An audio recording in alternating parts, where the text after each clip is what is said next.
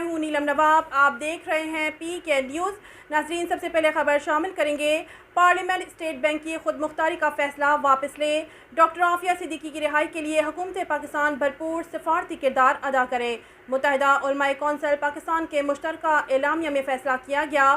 مزید تفصیلات سردار طاہر محمود کی اس رپورٹ میں۔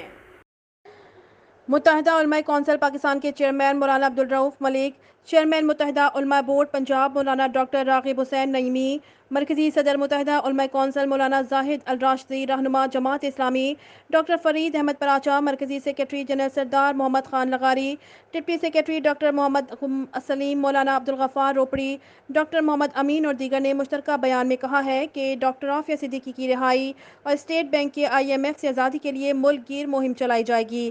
انہوں نے متحدہ علماء کونسل کے زیر اہتمام آسٹریلیا میں لاہور میں مسجد اجلاس سے خطاب کرتے ہوئے کہا کہ سود سے متعلق وفاقی شرعی عدالت کے فیصلے میں عمل درآمد کے حوالے سے حکومتی کارکردگی سے مطمئن نہیں۔ انہوں نے اجلاس میں حکومت سے مطالبہ کیا کہ پارلیمنٹ اسٹیٹ بینک کی خود مختاری کا فیصلہ واپس لیں۔ ڈاکٹر عافیہ صدیقی کی رہائی کے لیے حکومت پاکستان بھرپور سفارتی کردار ادا کرے۔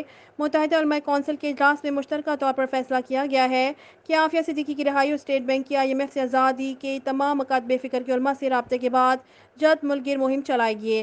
اجلاس میں پاکستان کے معاشی معاملات میں IMF کے بے جا مداخلت کی شدید مذمت کی گئی۔ اجلاس کے آخر میں چیئرمین متحدہ علماء بورڈ پنجاب مولانا ڈاکٹر راغب حسین نعیمی کے اعزاز میں ظہرانہ دیا گیا، جس میں کثیر تعداد میں علماء کرام نے شرکت کی۔